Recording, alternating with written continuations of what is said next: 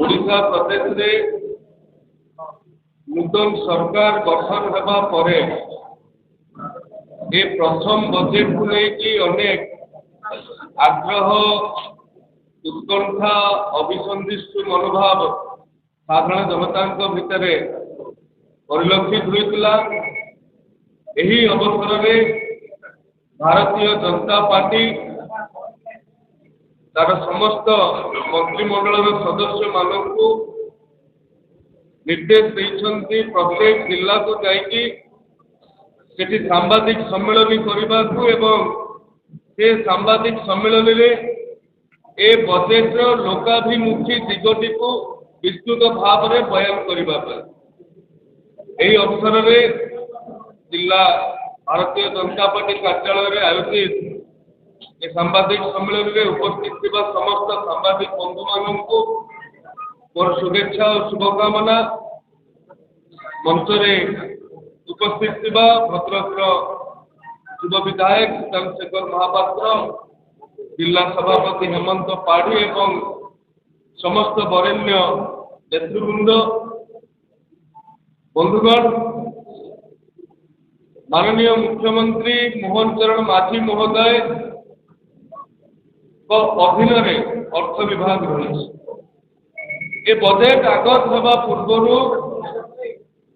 माननीय मुख्यमंत्री साधारण लोकों सहित आलोचना करते, कृषक संप्रदाय सहित आलोचना करते, युवक मान सहित आलोचना करते, महिला मान सहित आलोचना करते, मध्यवित्त वर्गर व्यक्ति विशेष सहित आलोचना करते। यही परिप्रेक्षी में से जो बजेट आगत कर 2,65,60,000 कोटी टंकार बजेट गत वर्ष 2,30,000 कोटी टंकार बजेट थिला एथर ताहा 2,65,000 अर्थात 15% अधिक करा जायछि।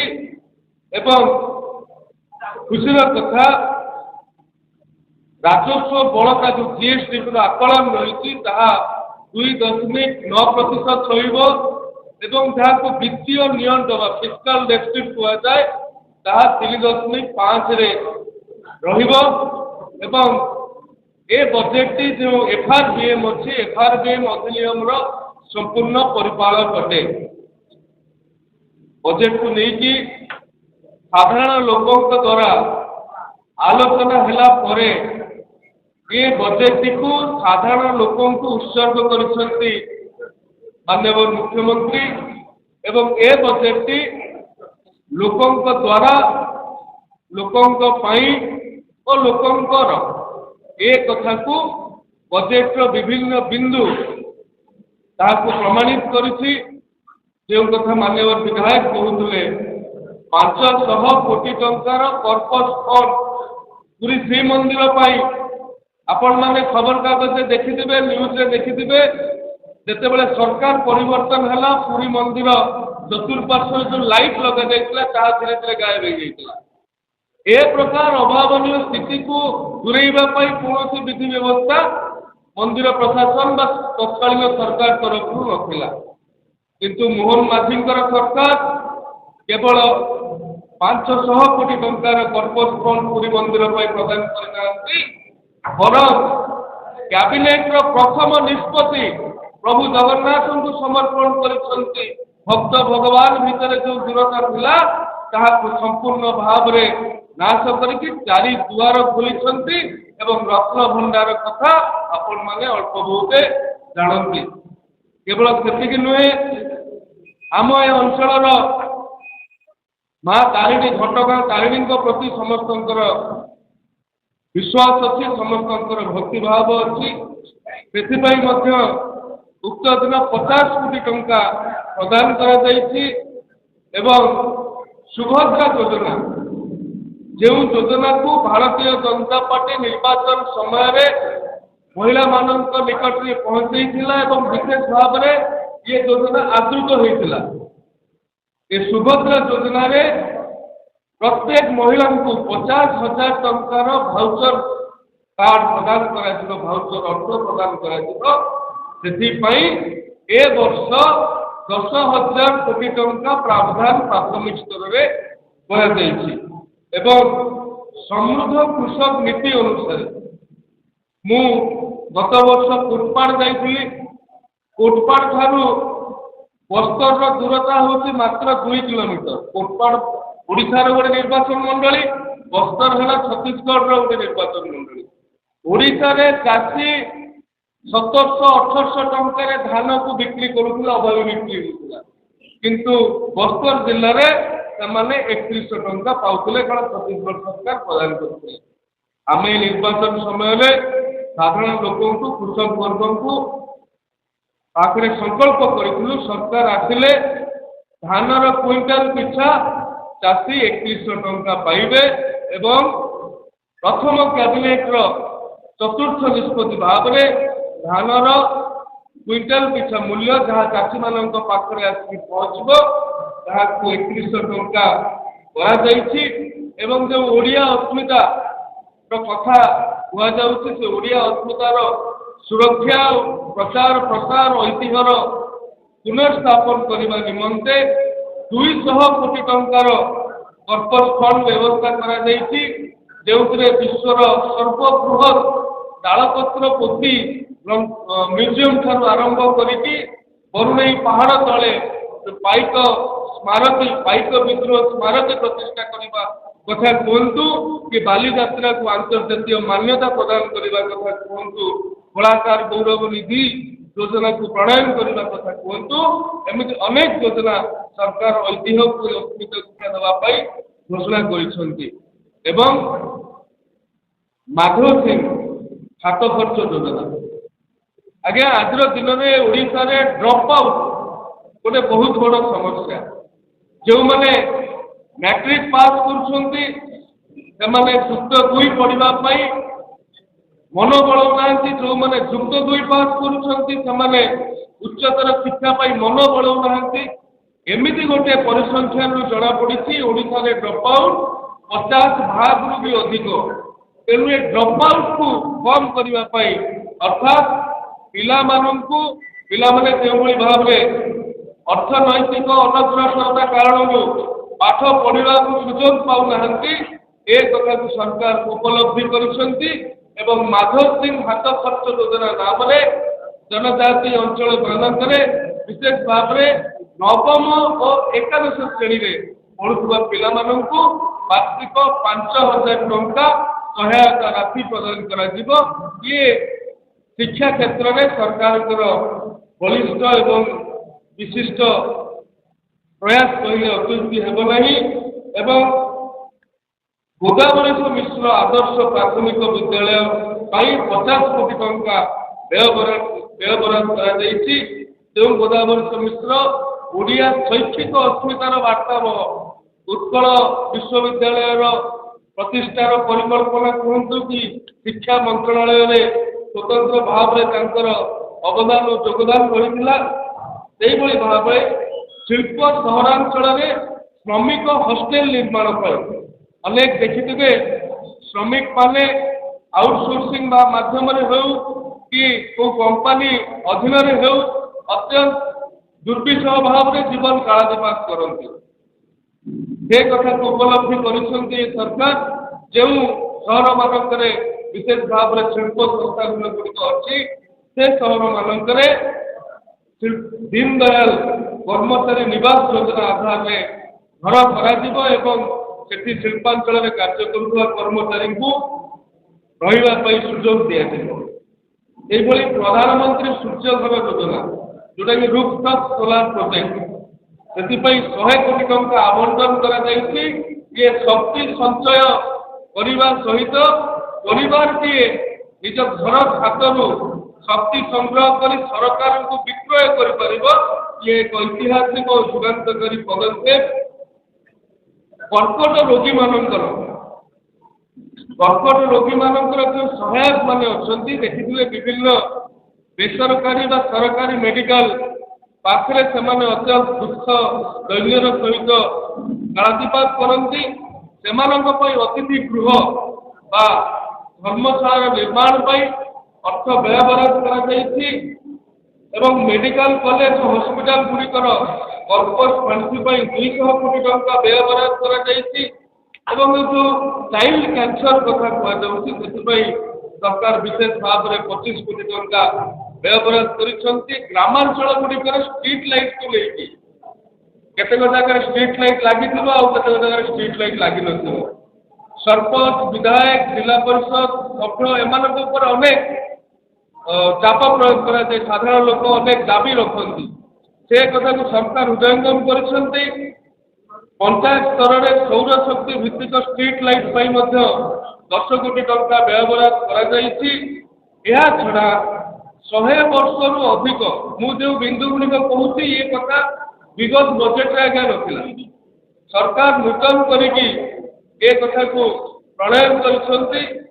ଓଡ଼ିଶାରେ 100 ବର୍ଷରୁ ପୁରୁଣା ସ୍କୁଲ ଗୁଡ଼ିକୁ ଐତିହ୍ୟ ସ୍କୁଲ ଭାବରେ ଘୋଷଣା କରାଯିବ ଏବଂ ସେଥିପାଇଁ ମଧ୍ୟ ଅର୍ଥ ବ୍ୟୟବରାଦ କରାଯାଇଛି ଏବଂ ଅର୍ଗାନିକ ଫାର୍ମିଂ ଆଜିର ଦିନରେ ଗୋଟେ ଗୁରୁତ୍ୱପୂର୍ଣ୍ଣ ବିଷୟ। ଜୈବିକ ଚାଷ କରିବା ପାଇଁ ସାଧାରଣ ଲୋକ ମନ ବଳେଇଲେଣି ଏବଂ ସାଧାରଣ ଲୋକ ଜୈବିକ ଚାଷରୁ ଉତ୍ପାଦିତ ଦ୍ରବ୍ୟକୁ ଗ୍ରହଣ କରିବା ପାଇଁ କିଣିବା ପାଇଁ ତାଙ୍କର ଇଚ୍ଛା ରହିଛି। ସେଥିପାଇଁ ଓଡ଼ିଶା ବଳଭଦ୍ର ଜୈବିକ ଚାଷ ମିଶନ ମାଧ୍ୟମରେ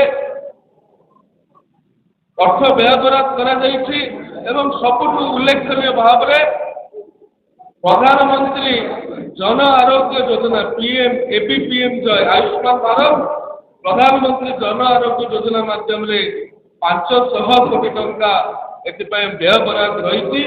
ଆଗରୁ ଓଡ଼ିଶା ଲୋକ ଆୟୁଷ୍ମାନ ଭାରତର ଲାଭ ଉଠାଇ ପାରୁନଥିଲେ ଏହି ଯୋଜନାରୁ, ଏଥର ଲାଭ ଉଠାଇ ପାରିବେ ଏବଂ ପ୍ରଧାନମନ୍ତ୍ରୀ ମାତୃବନ୍ଧନ ଯୋଜନା ପାଇଁ 92 କୋଟି ଟଙ୍କା ବ୍ୟୟବରାଦ କରାଯିବା ସହିତ ଯେଉଁ PMC ସ୍କୁଲ ଅଛି ସେ PMC ସ୍କୁଲକୁ ଓଡ଼ିଶାର ବିଦ୍ୟାଳୟମାନଙ୍କ ସହିତ ସମନ୍ୱୟ କରି ସେଥିରୁ ସୁଫଳ ମିଳିବା ପାଇଁ 25 କୋଟି ଟଙ୍କା ବ୍ୟୟ ପ୍ରଦାନ କରାଯାଇଛି। ମୁଖ୍ୟମନ୍ତ୍ରୀ କିଷାନ ଯୋଜନା ପାଇଁ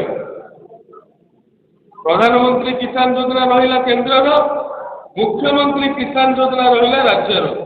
ଏଥିପାଇଁ 1935 କୋଟି ଟଙ୍କା ବ୍ୟୟବରାଦ କରାଯାଇଛି। OUATକୁ ସ୍ୱତନ୍ତ୍ର ଭାବରେ ଗବେଷଣା ଦିଗରେ ଅଗ୍ରଗତି କରିବା ପାଇଁ 152 କୋଟି ଟଙ୍କା ବ୍ୟବସ୍ଥା କରାଯାଇଛି ଏବଂ ଉଲ୍ଲେଖନୀୟ ଭାବରେ ସୁରକ୍ଷିତ ଗୋବଂଶ ପାଇଁ ଗୋମାତାର ସୁରକ୍ଷା ଏକ ସମ୍ବେଦନଶୀଳ ପ୍ରସଙ୍ଗ। ସୁରକ୍ଷିତ ଗୋବଂଶ ଯୋଜନା ମାଧ୍ୟମରେ 38 କୋଟି ଟଙ୍କା ବ୍ୟୟବରାଦ କରିଥିବା ସହିତ ଗୋମାତାଙ୍କର ପରିଚାଳନା ଓ ଚିକିତ୍ସା ପାଇଁ ଅତିରିକ୍ତ 37 କୋଟି ଟଙ୍କା ବ୍ୟୟବରାଦ କରାଯାଇଛି ଏବଂ ଓଡ଼ିଶାରେ ଜଳସେଚନ ମହାନଦୀର ପାଣି ବଙ୍ଗୋପସାଗରକୁ ଦୀର୍ଘ ଦିନ ଧରି ପ୍ରବାହିତ ହେବା ଆମେ ଅଟକେଇକି ନ ରଖିବା, ଇଏ କଥା ବି ଗୋଟେ ଜନମାନସକୁ ଆନ୍ଦୋଳିତ କରୁଥିଲା। ସେଥିପାଇଁ ନଦୀମାନଙ୍କରେ instream ISS instream storage structure ଯାହାକି ଜଳ ସଂରକ୍ଷଣ ଭୂତଳ ଜଳକୁ ଉପରକୁ ଆଣିବା ପାଇଁ ଊର୍ଦ୍ଧ୍ୱମୁଖୀ କରିବା ପାଇଁ ବ୍ୟବହାର ହେବ, ବନ୍ୟା ନିୟନ୍ତ୍ରଣ ପାଇଁ ବ୍ୟବହାର ହେବ, ଜଳସେଚନ ପାଇଁ ବ୍ୟବହାର ହେବ। ସେଥିପାଇଁ ସରକାର ବ୍ୟାପକ ଭାବରେ ଚିନ୍ତା କରୁଛନ୍ତି। ପ୍ରାଥମିକ ଭାବରେ 814 କୋଟି ଟଙ୍କା ବ୍ୟୟବରାଦ କରାଯାଇଛି। ଅଚଳ ହୋଇ ପଡ଼ିଥିବା ଗୋଷ୍ଠୀ ଉଠା ଜଳସେଚନ ପ୍ରକଳ୍ପ ଗୁଡ଼ିକୁ ମଧ୍ୟ ଚାଲୁ କରିବା ପାଇଁ ବ୍ୟବସ୍ଥା କରାଯାଇଛି। କେବଳ ଏତିକି ନୁହେଁ, ସ୍ୱାସ୍ଥ୍ୟ କ୍ଷେତ୍ରରେ ଆୟୁଷ୍ମାନ ଭାରତ ଯୋଜନା କଥା କହୁଥିଲି, ଏହା ଛଡ଼ା ରାଜ୍ୟର ନିଜସ୍ୱ ଯୋଜନା ହେଲା ଗୋପବନ୍ଧୁ ଜନ ଆରୋଗ୍ୟ ଯୋଜନା। ସେଥିପାଇଁ 5,450 କୋଟି ଟଙ୍କାର ବ୍ୟୟବରାଦ କରାଯାଇଛି। SCB ମେଡିକାଲରେ ପାଣି ପଶିଥିବା ଲୋକମାନେ ଠିକ ଭାବରେ ଚିକିତ୍ସା ନ ପାଇବା ଏ କଥାକୁ ସରକାର ହୃଦୟଙ୍ଗମ କରିଛନ୍ତି ଏବଂ ସେଥିପାଇଁ ପୁନର୍ବିକାଶ କାର୍ଯ୍ୟକ୍ରମରେ 1,000 କୋଟି ଟଙ୍କା SCB MCH ପାଇଁ ପ୍ରଦାନ କରିଛନ୍ତି। ପ୍ରଧାନମନ୍ତ୍ରୀ ଆୟୁଷ୍ମାନ ଭାରତ ସ୍ୱାସ୍ଥ୍ୟ ସେବାର ଭିତ୍ତିଭୂମି ପାଇଁ ଯୋଉଟା ଆଗରୁ NRHM ଥିଲା ତା ପରବର୍ତ୍ତୀ ସମୟରେ ଏନ୍ଏଚ୍ଏମ୍ ହେଇଛି। ସେଥିପାଇଁ ବିଭିନ୍ନ ସିଏଚ୍ସି ପିଏଚ୍ସି ମାନଙ୍କରେ 338 କୋଟି ଟଙ୍କା ପ୍ରଦାନ କରାଯାଇଛି ଏବଂ ଶିକ୍ଷା କ୍ଷେତ୍ରରେ ବ୍ୟାପକ ଭାବରେ ଉଭୟ ଗଣଶିକ୍ଷା ଓ ଉଚ୍ଚଶିକ୍ଷା କ୍ଷେତ୍ରରେ ସରକାର 35,536 କୋଟି ଟଙ୍କା ବ୍ୟୟବରାଦ କରୁଛନ୍ତି। ପିଏମ୍ ପୋଷଣକୁ ଠିକ ଭାବରେ ରାଜ୍ୟରେ ଲାଗୁ କରିବା ପାଇଁ ପାଖାପାଖି 1000 କୋଟି ଟଙ୍କା ବ୍ୟବସ୍ଥା ହେଉଛି। ପିଏମ୍ ଶ୍ରୀ ପାଇଁ ସ୍ତ୍ରୀର କଥା କହୁଥିଲି, 25 କୋଟି ଟଙ୍କା ବ୍ୟୟବରାଦ କରାଯାଇଛି ଏବଂ ମେଧାବୀ ଛାତ୍ରଛାତ୍ରୀଙ୍କୁ ଲ୍ୟାପଟପ୍ ବଣ୍ଟନ କରିବା ପାଇଁ ସରକାର ତାହାକୁ ଟିକେ ଏଥର ଉନ୍ନତ କରିଛନ୍ତି ଏବଂ ଗୋଦାବରୀଶ ବିଦ୍ୟାର୍ଥୀ ପ୍ରୋତ୍ସାହନ ଯୋଜନା ମାଧ୍ୟମରେ 54 କୋଟି ବ୍ୟୟବରାଦ ହେଇଛି। ଆମ କଲେଜ ଆମ ଗୌରବ ପାଇଁ ଏ ଯୋଜନାରେ 10 କୋଟି ଟଙ୍କା ବ୍ୟୟବରାଦ ହେଇଛି। ଯେଉଁମାନେ ପୁରାତନ ଛାତ୍ର କଲେଜରେ ଥିବେ ସେମାନେ କଲେଜକୁ ଅର୍ଥ ପ୍ରଦାନ କଲେ ସରକାର ତାହାକୁ ଅଧିକ ମାତ୍ରାରେ ଅର୍ଥ ପ୍ରଦାନ କରିବେ। ସତ୍ୟବାଦୀରେ ଯେଉଁ ଓଡ଼ିଆ ବିଶ୍ୱବିଦ୍ୟାଳୟ ଅଛି ସେଥିପାଇଁ ଆଉ 50 କୋଟି ଟଙ୍କା ସେ ଓଡ଼ିଆ ବିଶ୍ୱବିଦ୍ୟାଳୟର ଭିତ୍ତିଭୂମିର ନିର୍ମାଣ ପାଇଁ ଆଉ 50 କୋଟି ଟଙ୍କା ପ୍ରଦାନ କରାଯାଇଛି ଏବଂ ଯେଉଁଟା ପିଏମ୍ ଉଷା, ଆଗରୁ ରୁଷା ଥିଲା, ଏଥର ପିଏମ୍ ଉଷା ହେଇଛି ପ୍ରଧାନମନ୍ତ୍ରୀ ଉଚ୍ଚତର ଶିକ୍ଷା ଅଭିଯାନ। ଏହା ପୂର୍ବରୁ ରାଜ୍ୟ ସରକାର ରାଜନୈତିକ ଉଦ୍ଦେଶ୍ୟ ରଖିକି ପିଏମ୍ ଉଷା ବା ରୁଷା ଯୋଜନାକୁ ଲାଗୁ କରୁନଥିଲେ। ସେଟା ରାଷ୍ଟ୍ରୀୟ ଉଚ୍ଚତର ଶିକ୍ଷା ଯୋଜନା ଥିଲା, ଏବେ ତାହା ପିଏମ୍ ଉଚ୍ଚତର ଶିକ୍ଷା ଯୋଜନା ହେଇଛି। ସେଥିରେ 60-40 ରେସିଓରେ କେନ୍ଦ୍ର ଓ ରାଜ୍ୟ ଠାରୁ ରାଜ୍ୟ ସରକାରଙ୍କ ଭାଗିଦାରୀରେ ବିଭିନ୍ନ ମହାବିଦ୍ୟାଳୟ ବିଶ୍ୱବିଦ୍ୟାଳୟ ମାନଙ୍କୁ ଆର୍ଥିକ ପ୍ରାବଧାନର ବ୍ୟବସ୍ଥା ଥିଲା। ରାଜ୍ୟ ସରକାର ବିଗତ ଦିନରେ ତାହାକୁ ଲାଗୁ କରିନଥିଲେ। ଏଥର ଓଡ଼ିଶାର ସରକାର ତାହାକୁ ଲାଗୁ କରିଛନ୍ତି ଏବଂ ସେଥିପାଇଁ 125 କୋଟି ଟଙ୍କା ବ୍ୟୟବରାଦ କରିଛନ୍ତି। କ୍ରୀଡ଼ା ଓ ଅନ୍ୟାନ୍ୟ ଆନୁଷଙ୍ଗିକ ଭିତ୍ତିଭୂମିର ବିକାଶ ପାଇଁ 952 କୋଟି ଟଙ୍କା ପ୍ରଦାନ କରିଛନ୍ତି। ଏକ ନୂତନ ଯୋଜନା ଯୁବ ଶକ୍ତି, ଯାହାର ବର୍ତ୍ତମାନ ଏସ୍ଓପି ଚାଲିଛି, ଯାହାର ବର୍ତ୍ତମାନ ଗାଇଡଲାଇନ୍ ତିଆରି ହେଉଛି, ସେଥିପାଇଁ 100 କୋଟି ଟଙ୍କା ବ୍ୟୟବରାଦ କରିଛନ୍ତି। କ୍ରୀଡ଼ା ପ୍ରତିଯୋଗିତାର ଆୟୋଜନ ଗ୍ରାମାଞ୍ଚଳରେ, ଅର୍ଦ୍ଧ ସହରାଞ୍ଚଳରେ ଏବଂ ସମ୍ପୂର୍ଣ୍ଣ ସହରାଞ୍ଚଳରେ କ୍ରୀଡ଼ାର ବିକାଶ ସେତେବେଳେ ହେବ ଯେତେବେଳେ ପ୍ରତିଯୋଗିତା ଗୁଡ଼ିକ ସରକାରଙ୍କ ତରଫରୁ ଆନ୍ତରିକତାର ସହିତ ଆୟୋଜନ କରାଯିବ। ସେଥିପାଇଁ ସରକାର ପାଖାପାଖି 70 କୋଟି ଟଙ୍କା ସେ କ୍ରୀଡ଼ା ପ୍ରତିଯୋଗିତା ଗୁଡ଼ିକୁ ଆୟୋଜନ କରିବା ଏବଂ ଗ୍ରାମାଞ୍ଚଳର ତୃଣମୂଳ ସ୍ତରର ପ୍ରତିଯୋଗୀଙ୍କୁ ଆଣିକି ରାଜଧାନୀରେ ରଖି ସେମାନଙ୍କର ଯେଉଁ ଏଚ୍ପିସି ଗୁଡ଼ିକ ସରକାରଙ୍କର ଅଛି ହାଇ ପରଫର୍ମାନ୍ସ ସେଣ୍ଟର, ସେଥିରେ ଯେଉଁଭଳି ଭାବରେ ତାଙ୍କୁ ଉପଯୁକ୍ତ ତାଲିମ ପ୍ରଦାନ କରିହେବ ସେଥିପାଇଁ ବିଧି ବ୍ୟବସ୍ଥା କରିଛନ୍ତି। ସୁଭଦ୍ରା ଯୋଜନା କଥା କହିଥିଲି, ଚଷୁଦା ଯୋଜନା ମାଧ୍ୟମରେ 83 କୋଟି ଟଙ୍କା ବ୍ୟୟବରାଦ କରାଯାଇଛି। ମା ଓ ନବଜାତକର ସ୍ୱାସ୍ଥ୍ୟ ଓ ପୋଷଣ ଖାଦ୍ୟ ପାଇଁ ଏ ଯୋଜନା ଆବଶ୍ୟକ ଏବଂ ଅଙ୍ଗନବାଡ଼ି ଗୁଡ଼ିକର ଯେଉଁ ଦୁରାବସ୍ଥା ଥିଲା, କୋଉଠି ସବ୍ ସେଣ୍ଟର ବା ମିନି ସେଣ୍ଟର ଭଡ଼ା ଧରି ଚାଲିଛି, କୋଉଠି ପିଲାମାନଙ୍କ ପାଇଁ ଠିକରେ ବ୍ୟବସ୍ଥା ହେଇପାରୁନାହିଁ।